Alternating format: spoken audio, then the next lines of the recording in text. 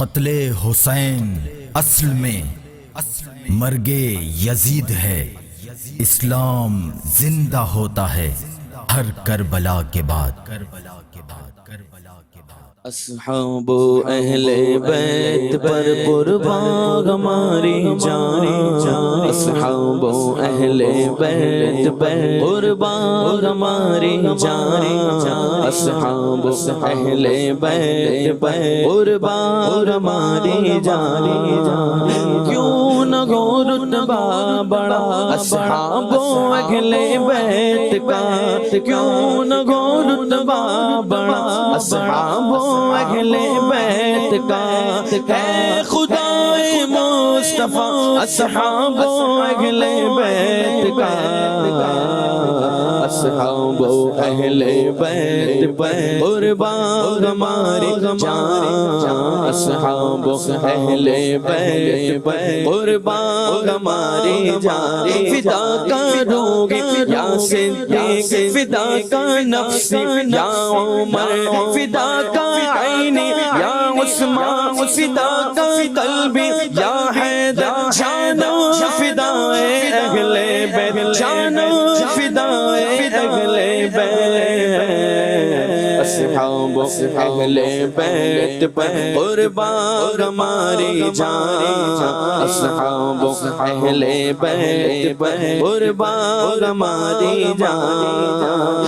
فضل رب سے دو جگہوں میں کامیابی پائے گا، فضل رب سے دو جگہوں میں کامیابی پائے گا، دل سے جوش جا ہوا اصحاب اہل بیت کا، اصحاب اہل بیت پر قربان ہماری جان، اصحاب اہل بیت پر قربان ہماری جان، اصحاب اہل بیت پر قربان ہماری جان۔ جینا مرنا مرنی الفت میں عطا ہو یا رب، اور رب جینا مرنا انکی الفت میں گو یا رب، اور گو قرب جنت میں عطا اصحاب اہل بیت کا، اصحاب اہل بیت پر قربان ہماری جان، اصحاب اہل بیت پر قربان ہماری جان۔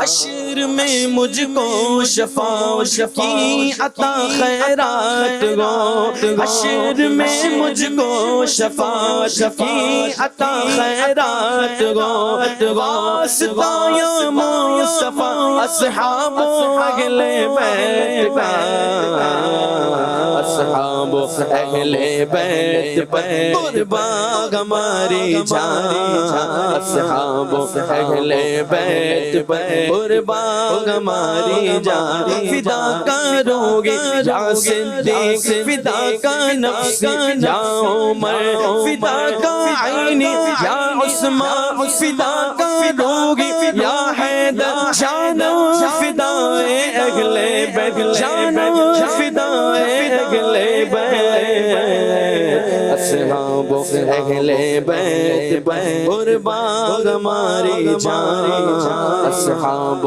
اہل بیت پر قربان ہماری جان۔ یا الہی شکریہ عطار کو تو نے کیا، یا الہی شکریہ عطار کو تو نے کیا، شیر کو مدغت سرا اصحاب اہل بیت کا، اصحاب اہل بیت پر قربان ہماری جان، اصحاب اہل بیت پر قربان ہماری جان۔ نور والے قبر میری حشر تک روشن رہے نور والے قبر میں حشر تک روشن رہے واسطہ تم کو شگا اصحاب اہل بیت کا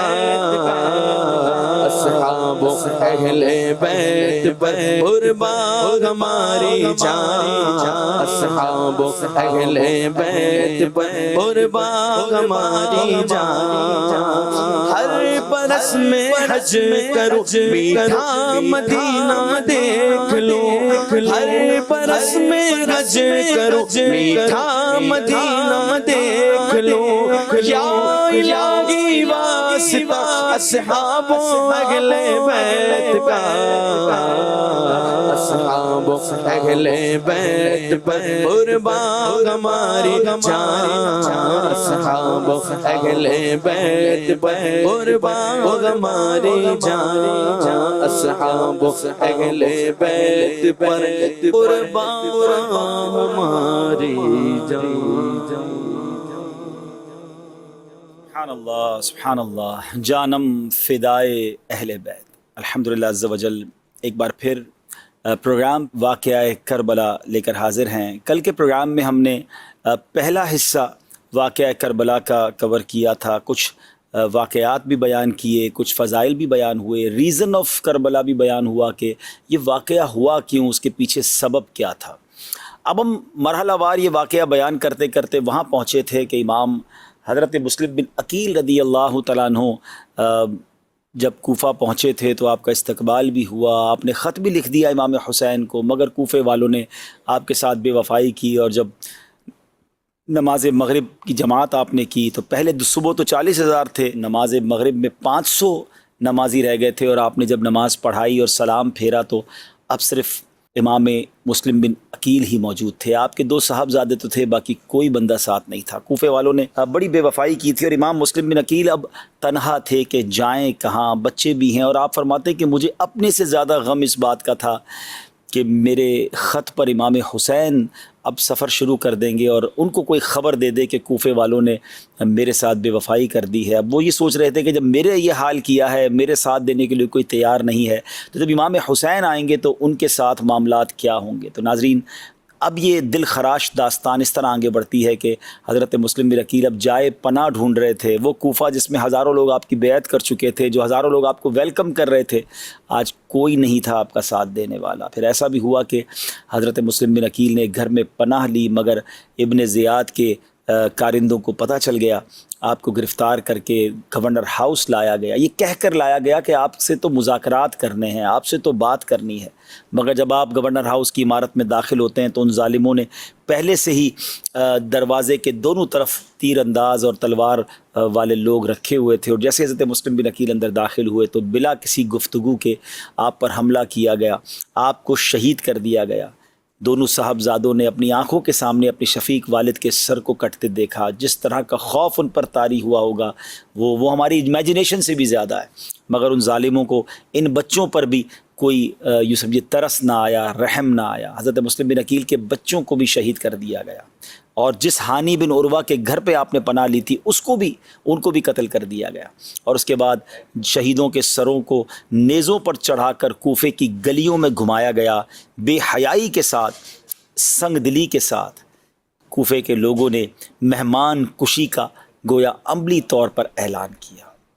اب یہ سب کچھ جو ہو رہا ہے یہ 3 ذی الحجۃ الحرام ہے، ایگزیکٹلی یہ وہی دن ہے جس دن امام عالی مقام، امام عرش مقام مکہ پاک سے روانہ ہو رہے ہیں، یعنی جس دن حضرت مسلم بن عقیل کی شہادت ہو رہی ہے۔ اللہ کی قدرت کا نظارہ دیکھیں کہ ایگزیکٹلی یہ وہی دن تھا کہ حضرت امام حسین رضی اللہ تعالیٰ اپنے قافلے والوں کے ساتھ مکے سے روانہ ہو رہے ہیں، اور وہاں جب مکے سے روانہ ہو رہے ہیں تو الوداعی طواف ہوتا ہے۔ خاندان اہل بیت کے لوگ، خاندان مصطفیٰ صلی اللہ علیہ وسلم کے لوگ الوداعی طواف کرتے ہیں، آہیں ہیں، سسکیاں ہیں، کعبے کے غلاف سے لپٹ لپٹ کر آنسو بہائے جا رہے ہیں۔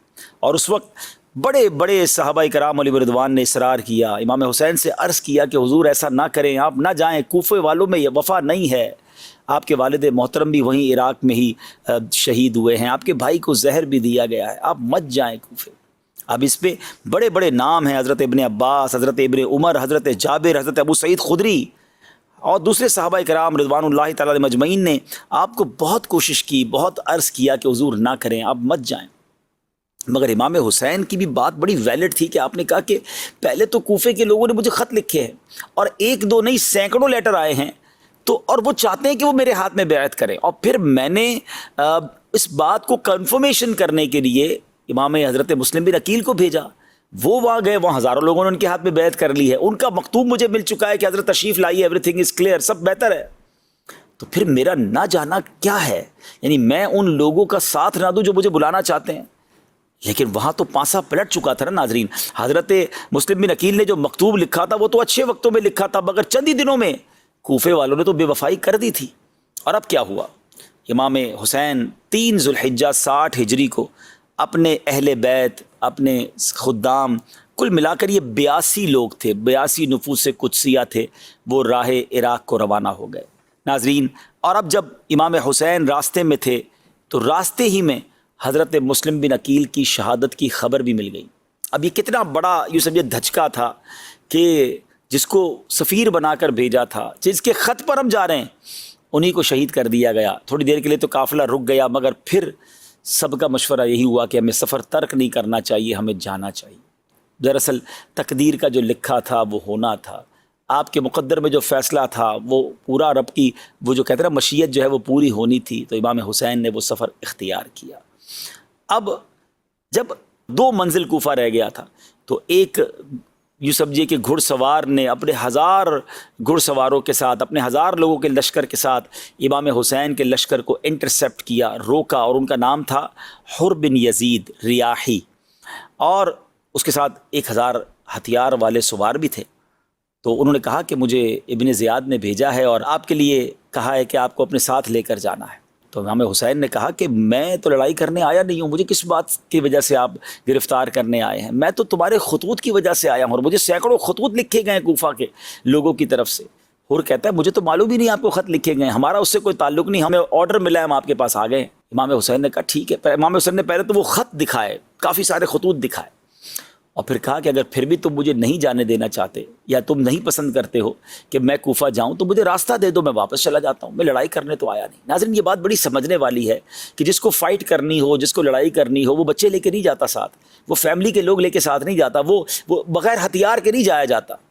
تو امام حسین تو آپ سوچیے ان کی ازمپشن کیا تھی، ان کی سوچ کیا تھی کہ وہاں تو ویلکم کیا جائے گا، وہاں تو لوگ بیعت کریں گے، حضرت مسلم بن عقیل کے ہاتھوں میں ہزاروں لوگوں نے بیعت کر لی ہے، تو آپ تو اس خیال سے جا رہے ہیں کہ وہاں جا کے اسلام کی دعوت، نیکی کی دعوت، لوگوں کی اصلاح کی باتیں کرنی ہیں، اور یہاں تو معاملہ ہی کوئی اور تھا۔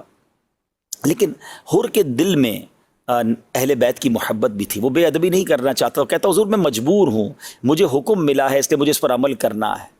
لیکن امام حسین رضی اللہ تعالیٰ یہ فرماتے رہے کہ مجھے واپس جانے دو۔ بہرحال نماز کا وقت ہوا تو امام حسین نے کہا میں نماز پڑھنی، اگر آپ اپنی نماز الگ پڑھنا چاہتے ہیں تو پڑھ لیں۔ تو کمال دیکھیں کہ حر کہتے ہیں کہ نہیں، نماز تو میں نے آپ ہی کے پیچھے پڑھنی ہے۔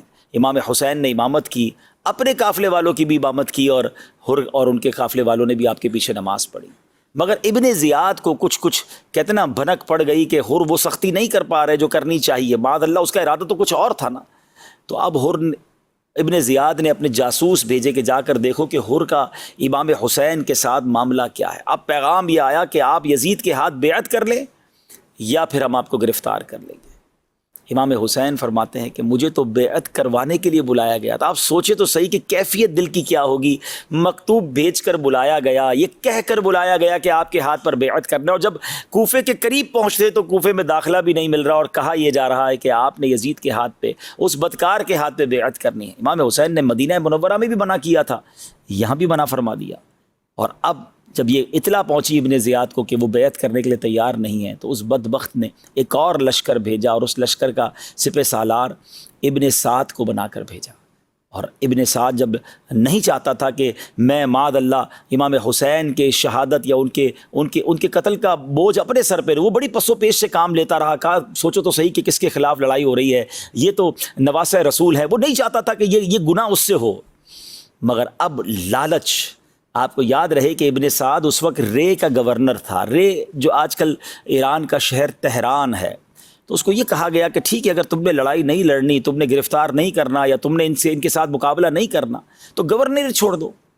ایک طرف دنیا کی گورنری ہے، ایک طرف دنیا کا مال ہے، اور دوسری طرف اسے یہ احساس بھی ہے کہ میں کتنی بڑی غلطی کرتے جا رہا ہوں۔ یہاں میں ایک اور بات بتاتا چلو ناظرین کہ جب شیطان دل پر قبضہ کرتا ہے تو انسان سے کیسے کیسے گناہ کرواتا ہے۔ آپ کو معلوم ہے ابن سعد کون تھا؟ یہ کوئی اور نہیں، حضرت سعد بن ابی وقاص کا بیٹا۔ جی جناب، یہ وہی حضرت سعد بن ابی وقاص رضی اللہ تعالیٰ عنہ جو قطعی جنتی ہیں، اور ان کا مرتبہ اللہ اکبر۔ دیکھیں، اور صحابہ جب نبی پاک سے گفتگو کرتے، عرض و معروض کرتے تو کہتے فدا کا امی و ابی یا رسول اللہ، حضور ہمارے ماں باپ آپ پر قربان۔ مگر غزوہ احد کا موقع ہے، حضرت سعد تیر چلا رہے ہیں، آپ کو تیر بہت زبردست چلانے آتے تھے، تو نبی پاک ان کے پیچھے سے انہیں تیر پکڑاتے جاتے تھے اور فرماتے تھے اے سعد تیر چلاؤ، تجھ پر میرے ماں باپ قربان۔ یعنی نبی پاک جس صحابی کے بارے میں یہ فرمایا اس کا مرتبہ کیا ہوگا۔ مگر انہی کے بیٹا جب شیطان دل پر قبضہ کرے، لالچ دل پر قبضہ کرے تو کیا کچھ نہیں کروا بیٹھتی۔ ایک بات پھر سمجھنی ہے کہ بیٹے کی خطا کی وجہ سے، بیٹے کے بدبخت ہونے کی وجہ سے کبھی بھی باپ کو برا بھلا نہیں کہا جائے گا۔ یہ بات ہمیشہ آپ یاد رکھیں، یہ اللہ تعالیٰ کی مشیت ہے۔ کبھی کسی ولی کے یہاں ڈاکو پیدا ہو جاتا ہے اور کسی ڈاکو کے یہاں ولی بھی پیدا ہو سکتا ہے، تو ہمیں کبھی یقیناً والد تو کوشش ہی کر سکتا ہے نا، مگر ہدایت اللہ کی طرف سے، جس کے نصیب میں بدبختی لکھی ہے بدبختی آ جاتی ہے۔ تو بہرحال ذرا غور کیجئے ناظرین، 22,000 کا لشکر جمع ہو گیا، اور یہ ایسا لشکر ہے، یہ عجیب و غریب، دنیا نے کبھی ایسا منظر نہیں دیکھا ہوگا کہ 82 لوگوں کے مقابلے کے لیے 22,000 کا لشکر بھیجا جائے۔ اصل میں یہ جانتے تھے کہ یہ شیر خدا کی اولاد ہے، یہ آل رسول ہیں، یہ اہل بیت ہیں، ان کی رگوں میں اسد اللہ، شیر خدا مولا علی کا خون دوڑ رہا ہے، ان سے مقابلہ آسان نہیں ہے۔ 22,000 کا لشکر ہے، اور ان ظالموں نے ایک اور کام کیا ناظرین کہ وہاں فرات نہر قریب ہی تھی، ادھر پانی بند کر دیا، خاندان نبوت کے لوگوں کو پانی بھی نہیں پینے دیا گیا ہے۔ اور آپ یعنی ذرا سوچے کہ پانی قریب ہو اور پانی نہ پینے دیا جائے، یہ بات بہت زیادہ جلدی سمجھ سکتا ہے جو کبھی 1-2 دن فاقے سے رہا ہو۔ 3 دن کے بھوکے پیاسے ہیں، جس میں خواتین بھی ہیں، بچے بھی ہیں، تاکہ ان کے اندر نکاحت آ جائے، ان کی جو قوت ہے وہ تھوڑی ویک ہو جائے، ان سے لڑائی کرنا آسان ہو جائے۔ بہرحال ناظرین، یہ 3 دن بھی گزر گئے، اور اس کے بعد امام حسین رضی اللہ تعالیٰ عنہ نے جس مقام کے بارے میں معلوم کیا کہ یہ مقام کون سا ہے، تو بتایا گیا کہ یہ تو کربلا کا مقام ہے۔ یہ محرم کی اب 2 تاریخ ہو چکی تھی، تو امام حسین واقف تھے کہ آپ کی شہادت کا مقام کربلا ہی ہے، جہاں اہل بیت کو راہ حق میں اپنے خون کی ندیاں بہانی ہوں گی۔ اب اس دن امام حسین کو نبی پاک علیہ الصلوۃ والسلام کی زیارت نصیب ہوتی ہے، اور پیارے آقا علیہ الصلوۃ والسلام نے آپ کو شہادت کی خبر بھی دی، اور آپ کے سینہ مبارک پر اپنا دست اقدس رکھ کر دعا فرمائی، اللہم اعط الحسین صبرا و اجرا۔ عجیب وقت ہے ناظرین، سلطان الدارین کے نور نظر کو صدہا تمناؤں سے مہمان بنا کر بلایا گیا، عرضیوں اور درخواستوں کی لائن لگا دی گئی، اور جب اہل کوفہ راتوں کو اپنے مکانوں میں امام کی آمد کی تشریف آوری کے خواب دیکھتے تھے، جماعتیں مدتوں تک صبح سے شام ان کے انتظار میں کھڑی رہیں، لیکن جب وہ کریم مہمان اپنے کرم سے ان کی زمین میں تشریف لاتے ہیں تو کوفیوں کا لشکر انہیں ان کا سامنا کرتا ہے، نہ شہر میں داخل ہونے دیتا ہے، نہ وطن واپس جانے دیتا ہے۔ اللہ اکبر۔ اب میرے پیارے اسلامی بھائیوں، امام حسین رضی اللہ تعالیٰ عنہ اور ان کے جو ساتھی ہیں وہ 3 دن کے بھوکے پیاسے ہیں۔ اب یہاں میں ایک اور بات ناظرین آپ کے سامنے رکھنا چاہتا ہوں۔ ابھی آپ نے سنا کہ ابن سعد صحابی رسول کا بیٹا ہے، مگر سامنے گورنری کا لالچ ہے۔ یہ یزیدیوں نے، یہ ابن زیاد کے لشکر والوں نے اتنا بڑا ظلم کر کیسے لیا؟ آپ کو معلوم ہے امام حسین نے جب یہ مقابلہ ہوا نا، تو اس وقت امام حسین نے باقاعدہ خطبہ دیا۔ جی ہاں، جب 10 محرم کا دن آ گیا تو امام حسین نے جب دیکھا کہ اب یہ مان نہیں رہے، تو امام حسین نے اپنے اس خیموں کے گرد جہاں خواتین تھی خندق کھدوائی اور آگ جلوا دی، تاکہ خیمے کے لوگ جو ہے وہ سیکیور رہیں، عورتوں پر اور بچوں پر حملہ نہ ہو جائے۔ اب امام حسین نے جمعہ کی صبح فجر کی نماز ادا کی، آخری نماز گویا با جماعت ادا کی، بڑی رکت انگیز دعائیں ہوئیں، اور اس کے بعد امام صاحب خیمے سے باہر تشریف لائے۔ 3 دن کے بھوکے پیاسے ہیں، اور اب امام حسین نے اس گرم ریت پر ایک خطبہ فرمایا۔ ناظرین، یہ تاریخی خطبہ ہے، یعنی امام حسین رضی اللہ تعالیٰ عنہ نے اتمام حجت کے سارے کام کیے، یعنی پہلے تو کہا مجھے واپس جانے دو، جب وہ نہ مانے تو لڑائی سے پہلے پھر آپ کا ذرا خطبہ سنیے گا، یعنی آپ نے ان کے دل و دماغ کو جھنجھوڑنے کی کوشش کی۔ آپ فرماتے ہیں خون ناحق حرام اور غضب الہی کا موجب ہے، میں تمہیں آگاہ کرتا ہوں تم اس گناہ میں مبتلا نہ ہو، میں نے کسی کو قتل نہیں کیا ہے، کسی کا گھر نہیں جلایا ہے، کسی پر حملہ آور نہیں ہوا ہوں، اگر تم اپنے شہر میں مجھے آنے نہیں دینا چاہتے تو مجھے واپس جانے دو، میں تم سے کسی چیز کا طلبگار نہیں ہوں، میں تمہارے در پائے آزار نہیں ہوں، تم کیوں میری جان کے در پہ ہو، تم کس طرح میرے خون کے الزام سے بری ہو سکتے ہو، روز محشر تمہارے پاس میرے خون کا کیا جواب ہوگا، اپنا انجام سوچو، اپنی عاقبت پر نظر ڈالو، سوچو تو صحیح میں کون ہوں، میں بارگاہ رسالت میں نبی پاک علیہ الصلوۃ والسلام کا منظور نظر ہوں، سوچو میں وہی ہوں کہ جن کی محبت کو نبی پاک علیہ الصلوۃ والسلام نے اپنی محبت قرار دیا، میرے فضائل تمہیں خوب معلوم ہیں، میرے حق میں بہت ساری حدیثیں وارد ہوئی ہیں، آپ انہیں ڈرا رہے ہیں، انہیں سمجھا رہے ہیں، آپ اتمام حجت کر رہے ہیں۔ آپ کو پتہ ہے ان ظالموں کی طرف سے جواب کیا آیا؟ کہتے ہیں ہمیں آپ کے فضائل معلوم ہیں، معاملہ یہ زیر بحث نہیں، آپ جنگ کے لیے کسی کو میدان میں بھیجیں اور بحث کو ختم کریں۔ اللہ اکبر، کتنے سخت دل تھے، کتنی سخاوت قلبی تھی ان کے اندر۔ امام حسین نے کہا کہ میں تو حجتیں ختم کرنا چاہتا ہوں تاکہ اس جنگ کو دفع کرنے میں میری کوئی تدبیر باقی نہ رہ جائے، اور جب تم مجبور کرتے ہو تو مجبوری اور ناچاری میں مجھے تلوار اٹھانی پڑے۔ ابھی گفتگو ہو رہی تھی تو اب دیکھیں ان بدبختوں کی بدبختی، اور جس کو کہتے ہیں نا کیسا کالا دل تھا، بات ہی اثر نہیں کر رہی تھی۔ تو ایک سوار تھا جس کا نام مالک بن عروہ تھا، اس نے دیکھا کہ حضرت امام حسین کے خیموں کے گرد آگ جلی ہوئی ہے، تو اس بدبخت نے کیا کہا کہ اے امام، تم نے وہاں کی آگ سے پہلے یہیں آگ لگا لی ہے۔ استغفر اللہ۔ امام حسین نے بڑے جلال میں کہا کذبت یا عدو اللہ، اے دشمن خدا تو کاذب ہے، تجھے گمان ہے کہ میں دوزخ میں جاؤں گا۔ یعنی وہ معاذ اللہ امام حسین کو یہ طعنہ دے رہا ہے کہ وہاں کی آگ سے پہلے آپ نے یہاں آگ جلا لی۔ حضرت امام کو اس قدر تکلیف ہوئی، آپ کے ایک ساتھی نے کہا کہ میں اس کا سر قلم کر دوں، آپ نے فرمایا نہیں، میں نہیں چاہتا کہ آج کی لڑائی ہماری طرف سے شروع ہو، کوئی یہ نہ کہے کہ ہم نے تلوار پہلے اٹھائی۔ بہرحال امام حسین نے دعا کی اللہ کی بارگاہ میں کہ اے اللہ، عذاب نار سے پہلے اس گستاخ کو دنیا میں آگ کے عذاب میں گرفتار کر۔ اب کیا ہوا کہ وہی شخص جو یہ بات کہہ کر گیا تھا، اس کے گھوڑے کا پاؤں ایک سوراخ میں گیا، وہ گھوڑے سے گرا اور سیدھا خندق میں جا کر گر پڑا، اسی آگ میں جا کر خود جل گیا۔ یعنی امام حسین کی دعا یا دعائے ضرر کیسے قبول ہوتی، سارے یزیدی دیکھ رہے ہیں۔ ایک شخص معاذ اللہ جب حضرت امام نے کہا نا کہ جب اس کی آگ میں چلا گیا تو آپ نے فرمایا اللہ تیرا شکر ہے کہ تو نے اہل بیت کے بدخواہ کو سزا دی۔ تو ایک بدبخت کہتا ہے کہ آپ کو نبی پاک سے کیا نسبت ہے؟ ذرا سوچئے ناظرین، گستاخیاں یہ سب دیکھتے ہوئے بھی امام حسین کو بڑی تکلیف ہوئی، تو آپ نے فرمایا کہ یا اللہ اس بد زبان کو فوری عذاب میں گرفتار کر۔ اس کو فوراً حاجت پیش آئی، گھوڑے سے اتر کے بھاگا، جہاں حاجت کرنے گیا وہاں ایک بچھو نے اسے ڈنک مارا، زہر پھیلا، اسی گندگی میں لت پت ہو کر مر گیا۔ یہ ساری چیزیں آنن فانن اسی وقت ہو رہی ہیں ناظرین۔ اللہ اکبر۔ ایک شخص نے ایک اور بدبخت آ کر کہتا ہے کہ اے امام دیکھو دریائے فرات کیسی موجیں مار رہا ہے، تمہیں پھر بھی پانی نہیں ملے گا۔ اللہ اکبر، اور تم پیاسے ہلاک ہو جاؤ گے۔ امام حسین نے دعا کی اللہم امتہ عطشانا، یا رب اس کو پیاسا مار۔ ابھی امام کا دعا کرنا تھا کہ اس شخص کا گھوڑا بھاگا، یہ شخص اس گھوڑے کو پکڑنے بھاگا، اس کو پیاس غالب ہوئی، اس شدت سے پیاس لگی کہ العطش العطش، ہائے پیاس پکارتا رہا، جب پانی سے منہ لگاتا مگر ایک قطرہ نہ اتار پاتا، اور اسی پیاس میں آنن فانن مارا گیا۔ ناظرین یہ ساری کرامتوں کا جو ظہور ہو رہا تھا، یہ بھی ایک اتمام حجت تھی، یہ بھی ان یزیدیوں کو بتایا جا رہا تھا کہ مت کرو، تم اس سے لڑائی کرنے جا رہے ہو، تو اس پر حملہ کرنے جا رہے ہو، جو ہاتھ اٹھاتے ہیں تو بات پوری ہو جاتی ہے، جو نواسہ رسول ہیں، مگر ناظرین پھر بھی وہ نہ مانے۔ اب میں آتا ہوں اس سوال کی طرف، ریزن کیا تھا؟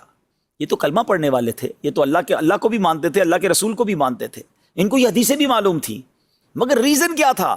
پھر کیسے اتنا بڑا گناہ ہو گیا؟ یہ بات آج ہم سب نے سیکھنی ہے ناظرین۔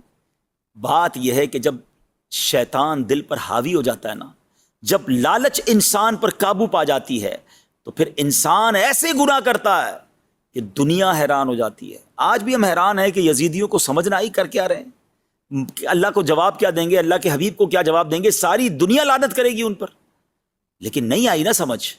اچھا یہ ایسا نہیں ہے کہ صرف اس زمانے میں ایسے گناہ ہوئے، کیا آج کے زمانے میں آپ گناہ نہیں سنتے، جرائم نہیں آتے سامنے؟ 5 سال کے بچے کے ساتھ، 2-3 سال کی بچی کے ساتھ، ہیں فلاں واقعہ تو فلاں واقعہ، کسی نے کسی کے ہاتھ کاٹ دیے، ڈرل کر دیا، لوگ اپنی ماں کا قتل کر دیتے ہیں، اپنے والد کو مار دیتے ہیں. مطلب کبھی کبھی یہ واقعات سن کر جھرجھری آ جاتی ہے کہ کیا کوئی انسان بھی یہ کر سکتا ہے؟ لیکن ہو رہا ہے نا. اس کا مطلب کیا ہے کہ ایک لمٹ ہے ہماری. جب اس لمٹ کو بندہ کراس کرتا ہے نا اور شیطانی کاموں میں اتنا انوالو ہو جاتا ہے، لالچ اتنا غلبہ پا جاتی ہے کہ پھر انسان کی آنکھوں پر پردہ آ جاتا ہے. پھر وہ گناہ کرتا ہے، وہ جرم کرتا ہے جو رہتی دنیا حیران ہو جاتی ہے کہ کوئی کیا انسان بھی اتنا سخت دل ہو سکتا ہے. آئیے میں آپ کو ایک حدیث سناتا ہوں، بات ذرا اور کلیئر ہو جائے گی. پیارے آقا مدینے والے مصطفیٰ صلی اللہ تعالی وسلم فرماتے ہیں، اور یہ ترمذی کی حدیث ہے، 2 بھوکے بھیڑیے بکریوں میں چھوڑ دیے جائیں، وہ اتنا نقصان نہیں پہنچاتے جتنا کہ مال و مرتبے کا لالچ انسان کے دین کو نقصان پہنچاتا ہے. اب سوچیں 2 بھوکے بھیڑیے ہوں، بکریوں میں چھوڑ دیں، چیر پھاڑ کر رکھ دیں گے نا. وہ اتنی چیر پھاڑ نہیں کرتے جتنا ہمارا دین برباد ہو سکتا ہے اگر دل میں لالچ ہے، مال کی، دنیا کی، مرتبے کی. آج کس کو نہیں ہے لالچ؟ یہ مال ہی کی لالچ میں تو ملاوٹ ہو رہی ہے نا. دوائیوں میں ملاوٹ. بندے کو یہ احساس نہیں کہ بندہ مر جائے گا دوائی کھا کر، کہتا مر جائے مجھے پیسے چاہیے. مگر یہ پیسے کدھر جائیں گے، کدھر لے جاؤ گے؟ جو ملاوٹ کر کے، ظلم کر کے، ڈکیتیاں ڈال کر، چوری کر کے بیچارہ بندہ تنخواہ لے کے نکلتا ہے، لوگ اس کی تنخواہ چھین کے چلے جاتے، پتہ نہیں کہ وہ پورا مہینہ کتنی بددعائیں دے گا، اس کا حال کیسے گزرے گا. یہ پیسے کیا کرو گے، کیسے کھاؤ گے ان پیسوں کو؟ یہ ظلم کرنے والا نہیں سوچتا جو زمینوں پر قبضہ کر لیتے ہیں، کسی کا مال دبا لیتے ہیں، کسی کا جناب کسی کی چیز ہتھیا لیتے ہیں اور کہتے ہیں میرا کوئی کچھ نہیں بگاڑ سکتا. تمہاری بھول ہے. ہاں یزید بھی یہی کہتا تھا نا. کتنے سال اقتدار ملا اسے؟ 3 سال کچھ مہینے، پھر برباد، ایسی گندی موت مارا گیا. ساری دنیا اسے قیامت تک لعنت کر رہی ہے. یہ کیا ہے؟ یہ لالچ اور یہ حرام کی چیزیں کام نہیں آتی. خدا را ڈریے اس چیز سے اور اپنے آپ پر سیٹسفائی نہ رہیں کہ میں بڑا نیک، میں بڑا پارسا. ارے بھائی یہ بری صحبتیں، یہ گناہوں کی عادتیں، یہ چھوٹے چھوٹے ہی گناہ بندے کو بڑے گناہ کی طرف لے جاتے ہیں. یہ دل کالا ہوتا جاتا ہے. ایک اور آپ روایت سنیے کہ حضرت سیدنا حسن بصری سے روایت ہے کہ حب الدنیا رأس کل خطیئۃ، یعنی دنیا کی محبت ہر برائی کی جڑ ہے. یہ شراب ہے نا، شراب، یہ ام الخبائث سے کہا گیا. یہ ایک شراب بندہ پیے، پھر اس کو نہ ماں کا پتہ نہ بہن کا پتہ. بڑے بڑے گناہ لوگ شراب پی کے کر جاتے ہیں. اب تو پتہ نہیں طرح طرح کے نشے آ گئے. نوجوان لڑکے یونیورسٹیوں میں لڑکے لڑکیاں جو ہے وہ شراب پی رہی ہیں اور وہ پی رہے ہیں اور پتہ نہیں نشے کر رہے ہیں اور کوئی روکنے والا نہیں ہے. اور وہ سمجھتے ہیں کہ کچھ نہیں ہوتا، تھوڑا سا یہ دوائی. اب تو نئی نئی باتیں شروع ہو گئی جناب. یہ تو ایک طرح سے جڑی بوٹی ہے، یہ تو جناب تھوڑی سی میڈیسن ہے. کس نے کہہ دیا یہ نشہ ہے؟ ارے جناب اسی سے تو لوگ آگے بڑھتے بڑھتے پھر ہمیں گندی نالیوں پہ گرے ہوئے نظر آتے ہیں، اپنا جسم بیچتے ہوئے نظر آتے ہیں، اپنے بڑے بڑے گناہ کرتے نظر آتے ہیں. اب تو کیا کچھ انٹرنیٹ پر ڈارک ویب سائٹ اور پتہ نہیں کیا کیا ہم سن رہے ہیں. یہ سب کیا ہو رہا ہے؟ یہ سب شیطان نے ان کے دل مٹھی میں لیے ہوئے ہیں. ان سے وہ جرائم کروا رہے ہیں جو ہمارا تصور بھی نہیں ہم کر سکتے. ہم زبان سے اس کو بیان بھی نہیں کر سکتے. ہم کہتے ہیں یزیدیوں نے کیا، یقیناً بہت غلط کیا، برباد ہو گئے وہ لوگ، ہو بھی چکے اور آئندہ بھی ہوں گے. مگر آج کون سا کام ٹھیک ہو رہا ہے؟ آج بھی تو یزیدی طریقے پر لائف گزر رہی ہے، آج بھی تو شیطان کی باتیں مانی جا رہی ہیں. خدا را اپنے آپ کو بچائیے، اچھی صحبتیں اپنائیے، صحابہ اور اہل بیت کی محبت کی باتیں کیجیے. آج ہمیں اپنے صحابہ، اپنے اہل بیت بزرگوں سے، اللہ والوں سے دور کرنے کی سازش کی جا رہی ہے. طرح طرح کے لوگ آ گئے جناب دین کی انٹرپریٹیشن کرنے، اور وہ چاہتے ہیں کہ کسی طرح ہماری اساس ہی ختم ہو جائے، ہمارا لنک ختم ہو جائے. پہلے صحابہ وہ اصل میں اللہ رسول کے خلاف بات کر نہیں پاتے، تو وہ کہتے ہیں صحابہ کے خلاف بات کرو، اولیاء کے خلاف بات کرو، اہل بیت کے خلاف بات کرو، تاکہ یہ لوگ ان سے محبت نہ کریں اور آخرکار پھر اللہ رسول کو بھی چھوڑ دیں گے. یہ ہم سے ہمارا دین چھڑوانے آئے ہیں، یہ کسی ایجنڈے پر آئے. سمجھیں بات کو، ان سازشوں کو سمجھیں. اور میرے اعلیٰ حضرت امام اہل سنت نے تو 100 سال پہلے سمجھا دیا تھا کہ سونا جنگل، رات اندھیری، چھائی بدلی کالی ہے، سونے والوں جاگتے رہیے، چوروں کی رکھوالی ہے. یہ رکھوالی کرنے والے ہی چور ہیں. آنکھ سے کاجل صاف چرا لیں یا وہ چور بلا کے ہیں، تیری گٹھڑی تاکی ہے اور تو نے نیند نکالی. بہرحال اللہ کرے کہ ہم سمجھ جائیں اور ان بری صحبتوں سے بچیں، اور یزیدیوں نے یہ جو بڑا جرم کیا اس کی وجہ کو سمجھیں. یہ کلمہ پڑھنے والے مسلمان کہلانے والے تھے، مگر پیسے کے لالچ نے، اقتدار کے لالچ نے، ہوس دنیا کی لالچ نے ان سے وہ کروا دیا جو عقل بھی کام نہیں کرتی. ہم بھی کبھی زندگی میں کوئی ایسا گناہ نہ کر جائیں، کوئی ایسی خطا نہ کر جائیں کہ نہ ہم منہ دکھانے جیسے رہیں، نہ ہمارے گھر والے منہ دکھانے جیسے رہیں. نہ ہمارا خاندان منہ دکھانے جیسا رہے. پوری امت کی بدنامی ہوتی ہے بعض اوقات کبھی ایسا کام کوئی کر جاتا ہے. تو اپنے آپ کو بچائیں, توبہ کرتے رہیں. اے اللہ ہمیں نفس و شیطان کے واروں سے بچا, ساری زندگی حسینی طریقے پر زندگی گزارنے کی توفیق عطا فرما. امام حسین کا خطبہ بھی مکمل ہو گیا ناظرین, مگر وہ ظالم نہ مانے, اور اب انہوں نے کہا کہ کسی کو لڑائی کے لیے بھیجا جائے. مگر اب ایک عجب واقعہ ہوتا ہے کہ آس پاس کے گاؤں کے لوگوں کو پتہ چل گیا تھا کہ اہل بیت کے لوگ آئے ہیں. تو انہوں نے کہا کہ حضور آپ پہلے نہیں جائیں گے میدان میں, پہلے ہم اپنی جانیں قربان کریں. کتابوں میں آتا ہے کہ 50 کے قریب لوگ جو ہیں وہ پہلے باری باری جاتے رہے مقابلہ کرنے, اور وہ شہید ہوتے چلے گئے. اور اس کے بعد ایسی بہت سارے واقعات ہیں, مگر ایک واقعہ میں چاہتا ہوں کہ مختصراً آپ کو سناؤں کہ اس پورے معاملے میں ایک عجیب اور یوں سمجھیے کہ حسینی دولہا بھی ہے کہ جس کا واقعہ بھی بڑا کمال کا ہے. ان کا نام تھا سیدنا وہب بن عبداللہ کلبی رحمۃ اللہ تعالیٰ علیہ. وہ آتے ہیں کہ وہ ایک بڑے خوبرو نوجوان تھے, اور ابھی ان کی شادی جو ہے وہ بالکل 17 روز ہی ہوئے تھے. ماں بیوہ تھی, اور جب ماں اس کربلا جہاں یہ واقعہ ہو رہا تھا کربلا کا مارکا, اس کے قریب ہی ان کا گاؤں تھا. ان کی ماں رونے لگی. بیٹا کہتا ہے ماں میں تو آپ کی بڑی خدمت کرتا ہوں, کیا میرے سے کوئی گستاخی ہو گئی ہے؟ تو ماں کہتی نہیں بیٹا گستاخی تو نہیں ہوئی, مگر قریب ہی مجھے پتہ چلا ہے کہ نبی پاک علیہ الصلوۃ والسلام کے جگر کے ٹکڑے, نواسۂ رسول, بی بی فاطمہ کی آنکھوں کے تارے, امام حسین ان کے قافلے والوں کے ساتھ موجود ہیں, یزیدی لشکر سامنے ہے, اور ان کا امتحان جاری ہے. بیٹا میرا سب کچھ تو ہی ہے, میں نے ساری زندگی کی امیدیں تجھی سے وابستہ کی ہیں, مگر بیٹا آج وقت آیا ہے. میں چاہتی ہوں کہ میرا بیٹا جو ہے وہ امام حسین کے قدموں پر قربان ہو جائے. بیٹا جا کر ان کا ساتھ دے دے اور جنت کے یوں سمجھے خزانوں کو حاصل کر لے. مگر بیٹا مجھے یہ بھی لگتا ہے کہ تیری تو ابھی نئی نئی شادی ہوئی ہے. سبحان اللہ. بیٹا بھی کیسا کہتا ہے ماں یہ تم نے کیسے سوچ لیا کہ میں اپنی زندگی اور اپنی جوانی کا خیال کروں گا؟ اس سے بڑی میرے لیے کیا سعادت ہوگی کہ میری جان اہل بیت کے قدموں پر قربان ہو جائے. مگر ماں مجھے تھوڑا سا موقع دے دے, میری زوجہ نئی میری بیوی بنی ہے, اور میں چاہتا ہوں کہ اس سے کچھ باتیں کر لوں. تو ماں کہتی بیٹا تو اس کی طرف جائے گا, اس کی باتیں سنے گا, عورت تو ناقص العقل ہوتی ہے, وہ شاید تیرے ارادے کو چینج کر دے.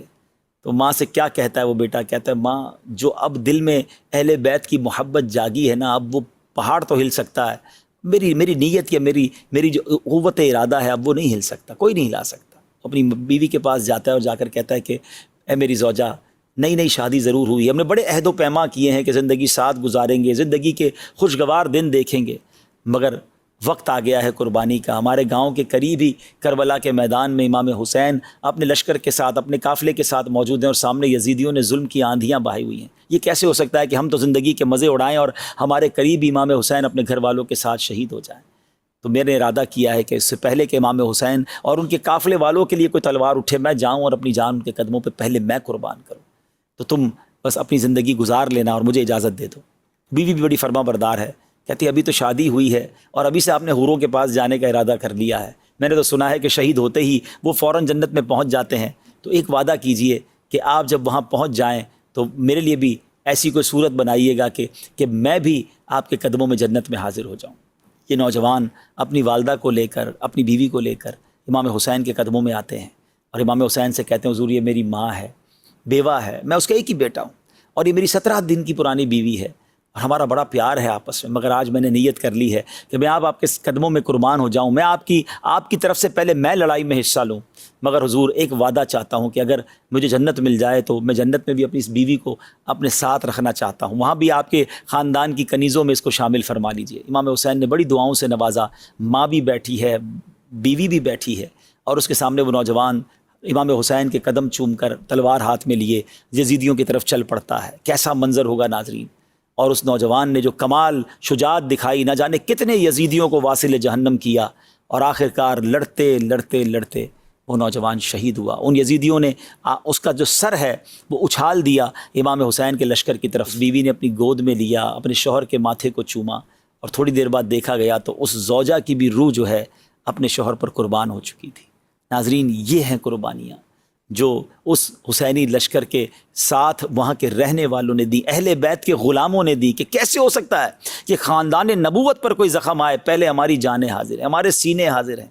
یہ ہے قربانی کی داستانیں جو کربلا کے میدان میں رقم کی گئی. کس شقی کی ہے حکومت, ہائے کیا اندھیر گئے, کس شقی کی ہے حکومت، ہائے کیا اندھیر ہے، دن دہاڑے لٹ رہا ہے کاروان اہل بیت، دن دہاڑے لٹ رہا ہے کاروان اہل بیت، خشک ہو جا خاک ہو کر خاک میں مل جا فرات، خشک ہو جا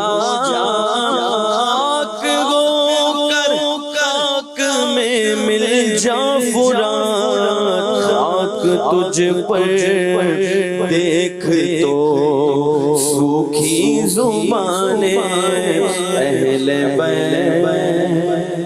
اب یہ جب سارا معاملہ ہو رہا تھا اور اہل بیت کے نوجوان جنگ میں سامنے آتے، اس سے پہلے غلامان اہل بیت قربانیاں دے رہے تھے، اب وہاں ایک عجب معاملہ ہوا۔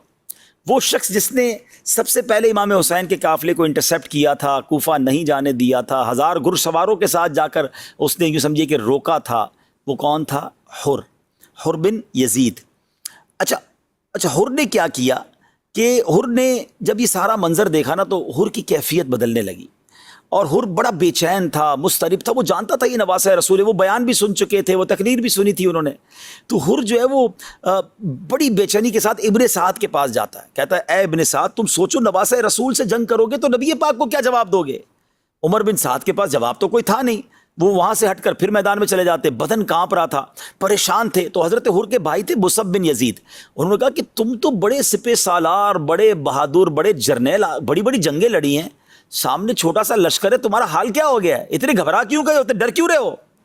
تو حر کہتا ہے برادر، یہ مصطفیٰ علیہ الصلوۃ والسلام کے فرزند سے جنگ ہے، اپنی عاقبت سے لڑائی ہے، میں جنت اور دوزخ کے درمیان کھڑا ہوں، دنیا پوری قوت کے ساتھ مجھے جہنم کی طرف کھینچ رہی ہے، مگر میرا دل اس کی ہیبت سے کانپ رہا ہے۔ ابھی یہ بھائی سے بات ہی کر رہے تھے کہ ادھر سے امام حسین نے آواز لگائی، ہے کوئی جو آج آل رسول پر اپنی جان قربان کرے اور نبی پاک علیہ الصلوۃ والسلام کے حضور میں سرخروئی پائے؟ بس یہ اعلان ہونا تھا، اور حر کو گویا ایک راستہ مل گیا کہ تکلیف تو میں نے بڑی پہنچائی ہے، روکا تو میں نے ہی تھا، پانی تو میں نے نہیں پینے دیا تھا، مگر شاید کریم ہے معاف فرما دیں۔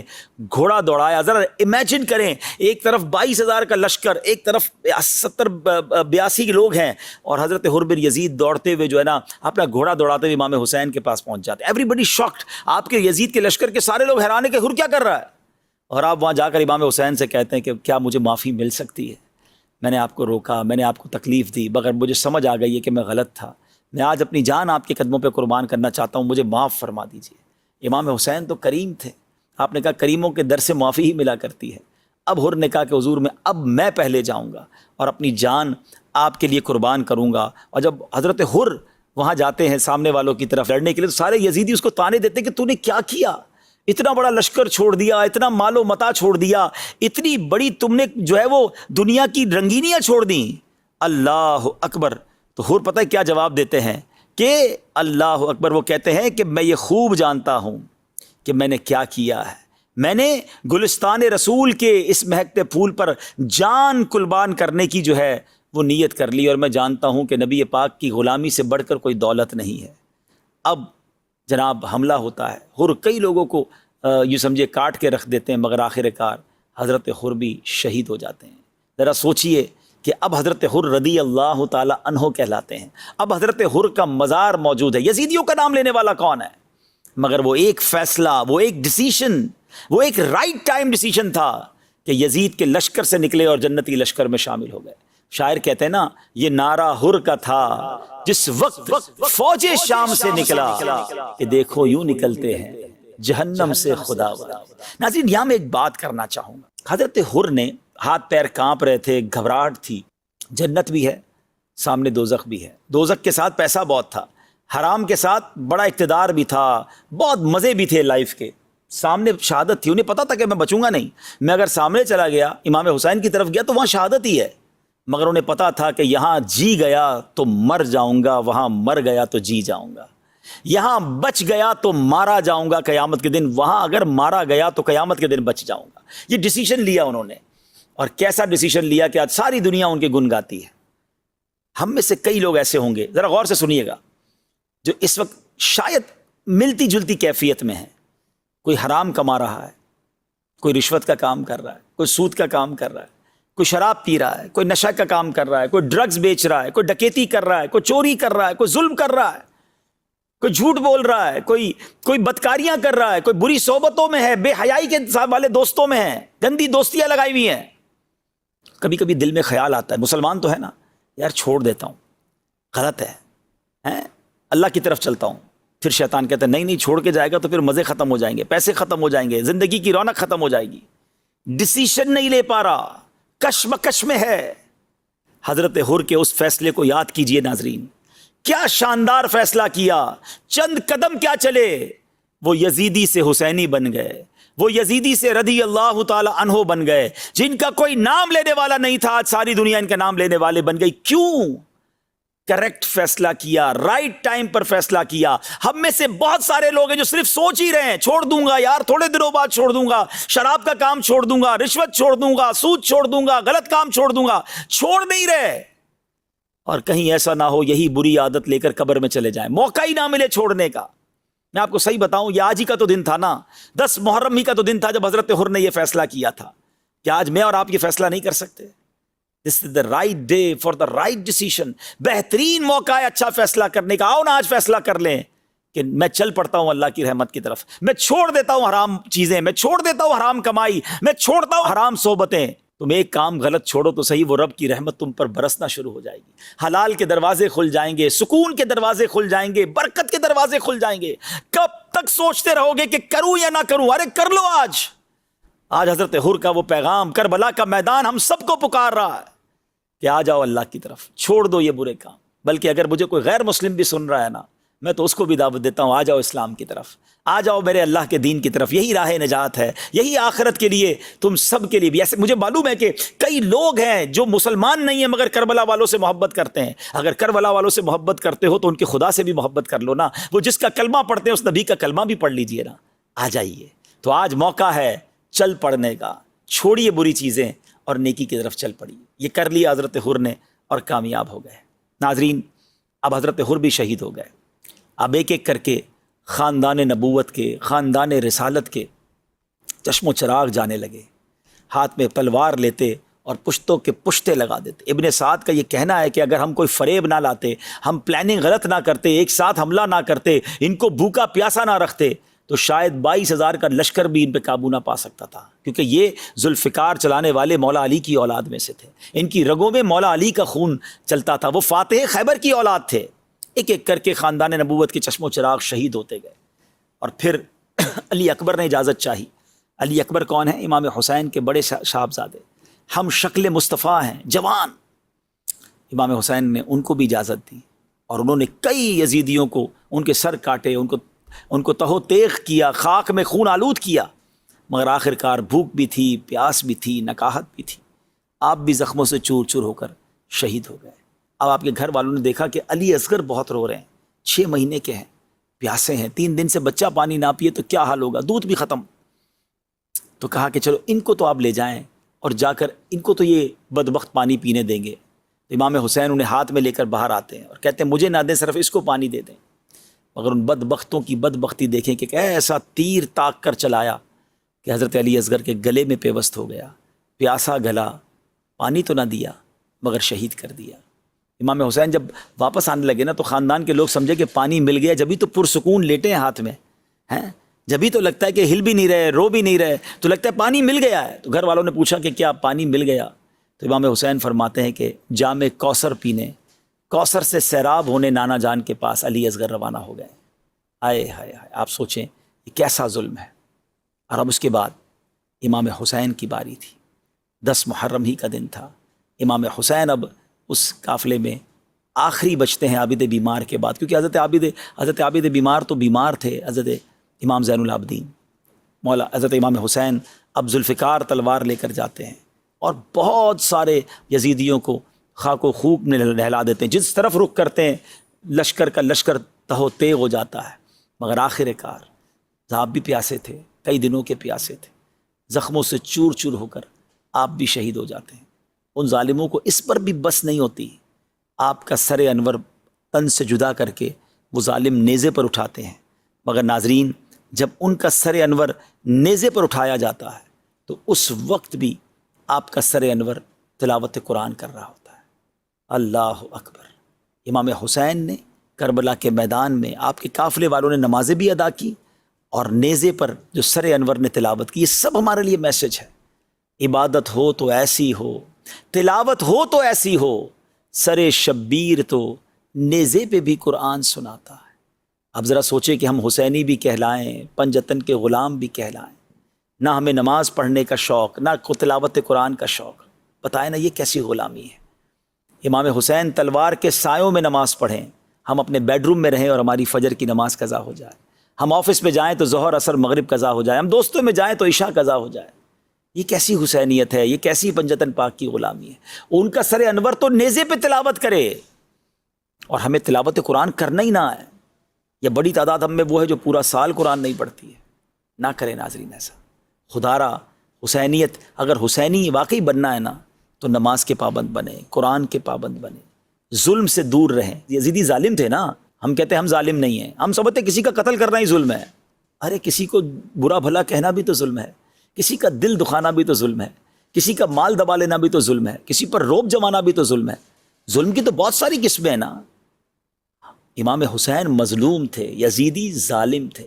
ہم مظلوم بن جائیں مگر ظالم نہ بنیں۔ لوگ کہتے ہیں میں کیسے مظلوم بن جاؤں، مجھ پر ظلم ہے، میں تو بدلہ لوں گا، میں تو اینٹ کا جواب پتھر سے دوں گا۔ پھر کیسے حسینی ہیں؟ ہمارا کام بدلہ لینا نہیں، ہمارا کام معاف کرنا ہے، ہمارا کام درگزر کرنا ہے، ہمیں ہماری وجہ سے کسی مسلمان کو تکلیف نہ پہنچے۔ تو بہرحال کربلا کا واقعہ آپ نے سنا، بہت کچھ پیغام دیتا ہے یہ کربلا کا میدان۔ نماز کا پیغام دیتا ہے، صبر کا پیغام دیتا ہے، تلاوت کا پیغام دیتا ہے، لالچ اور دنیا کے اقتدار اور مال کی لالچ سے بچنے کا پیغام دیتا ہے، اللہ کی رضا پر راضی رہنے کا پیغام دیتا ہے۔ اللہ کرے کہ ان میسیجز کو ہم ریسیو کریں اور اپنی زندگی میں یہ بدلاؤ لائیں۔ اللہ مجھے بھی عمل کرنے کی توفیق دے، آپ کو بھی توفیق نصیب فرمائے۔ آخر میں منقبت میں تو پنجتن کا غلام ہوں، اس کے 2 اشعار سن کر ہم اپنے پروگرام کو ختم کرتے ہیں۔ صلو علی الحبیب صلی اللہ تعالی علی محمد صلی اللہ علیہ وسلم۔ میں تو پنجتن کا غلام ہوں، میں تو پنجتن کا غلام ہوں، میں تو پنجتن کا غلام ہوں، میں غلام خیر الانام ہوں، میں تو پنجتن کا غلام ہوں، میں تو پنجتن کا غلام ہوں، میں تو پنجتن کا غلام ہوں۔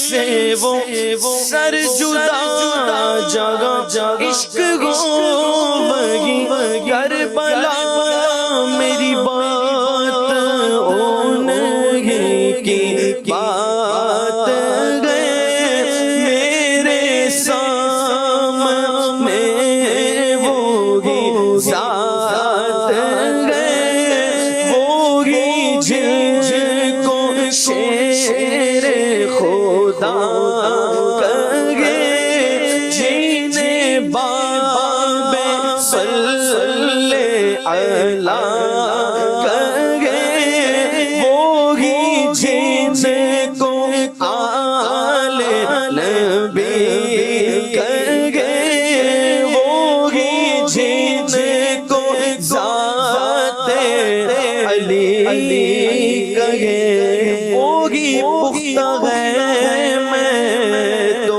خام ہوں، میں تو پنجتن کا غلام